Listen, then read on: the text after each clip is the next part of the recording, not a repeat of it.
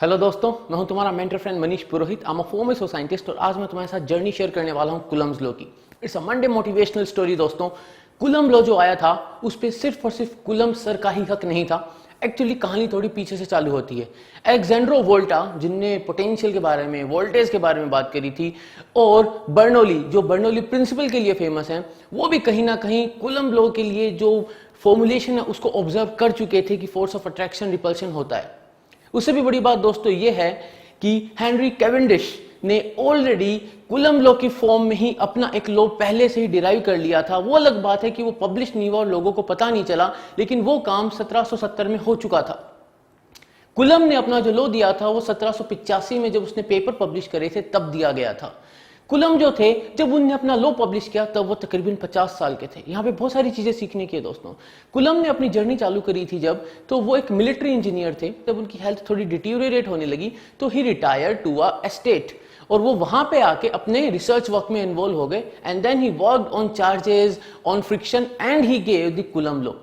Actually दोस्तों, Coulomb law derive करने के लिए कुलम ने एक बहुत ही सिंपल सेटअप का डिजाइन किया था। उन्हें क्या करा, एक वायर लिया, एक फाइबर लिया, उसके ऊपर एक रोड ली, और जो रोड थी वो इंसुलेटिंग रोड थी, और उसके एक साइड पे एक मेटल स्फीयर लगा दिया।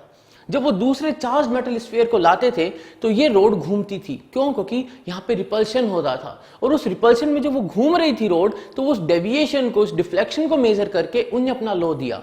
लेकिन दोस्तों, उनने जो लॉ दिया था वो प्रोपोर्शनैलिटी की फॉर्म में था। मतलब उनने बोला था जो फोर्स है वो प्रोपोर्शनल है प्रोडक्ट ऑफ चार्जेस के, और इनवर्सली प्रोपोर्शनल है डिस्टेंस के स्क्वायर के। वो ये नहीं बता रहे थे कि वो जो प्रोपोर्शनैलिटी हटाएंगे तो वहां पे वैल्यू क्या आएगी। वो जो वैल्यू है दोस्तों, वो वैल्यू बाद में आई। एक्चुअली माना जाता है कि जो अपन एप्सिलॉन नॉट की वैल्यू लिखते हैं, जो अपन के की वैल्यू लिखते हैं ना, 1/4 pi epsilon not, 1/4 pi epsilon not value का सीधा सीधा रिलेशन है मैक्सवेल से। जब मैक्सवेल ने अपनी इलेक्ट्रोमैग्नेटिक थ्योरी दी थी, बात की थी इलेक्ट्रिक फील्ड और मैग्नेटिक फील्ड को मिला देने की, वहां से एक डेफिनेशन आई थी स्पीड ऑफ लाइट की। स्पीड ऑफ लाइट की डेफिनेशन में परमिटिविटी और परमिएबिलिटी दोनों रिलेट करती, तब जाकर मुझे स्पीड ऑफ लाइट मिलती है। अगर इसी को रिवर्स तरीके से देखा जाए तो वहां से इस कांस्टेंट की वैल्यू आती है। उससे भी बड़ी बात दोस्तों ये कि वो जो एप्सिलॉन नॉट की वैल्यू है, अगर मुझे उसकी वैल्यू को डिराइव करना है तो I have to take the help of a setup where I have capacitors. उससे बड़ी बात दोस्तों ये है कि जो परमिएबिलिटी की वैल्यू है वो एक मेजरेबल क्वांटिटी है, उसको मेजर किया जा सकता है, उसको नापा जा सकता है। परमिटिविटी जो है वो एक गैस वर्क है, वो एक अप्रोक्सीमेट वैल्यू है, वो एक अप्रोक्सीमेशन है, इसलिए उसके अंदर अभी भी कुछ ना कुछ एरर माने जाते हैं।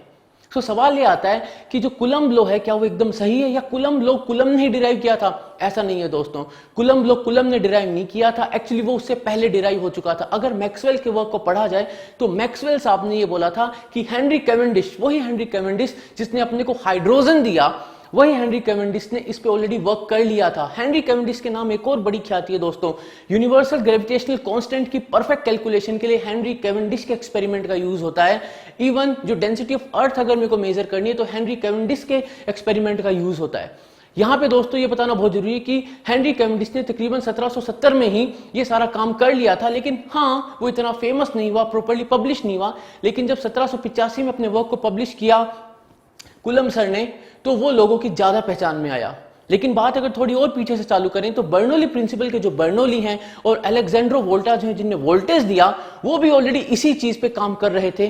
साथ ही इस पे काम कर रहे थे प्रिस्टली भी, जिनने अपने को बताया था थोड़ा बहुत बायोलॉजिकल सिस्टम के बारे में भी। यहाँ पे सबसे बड़ी बात यह है दोस्तों, बर्नौली फ्लूइड पे काम कर रहे थे, प्रिस्टली जो है वो बायोलॉजिकल सिस्टम पे काम कर रहे थे, कैवेंडिश ने अपने को हाइड्रोजन गैस के बारे में बताया था, यानी केमिस्ट्री पे काम कर रहे थे, और कुलम जो थे वो एक मिलिट्री इंजीनियर थे। यानी सबसे बड़ी चीज समझने की है दोस्तों, द मंडे मोटिवेशन इज, तुम चाहे कुछ भी कर रहे हो, if you want to have that knack of researching on the things, और तुम्हारा एक डेडिकेशन है, it doesn't matter you are from which field. ये मैटर नहीं करता कि तुम साइंस के किस फील्ड से हो, अगर साइंस से हो तो ही काफी है।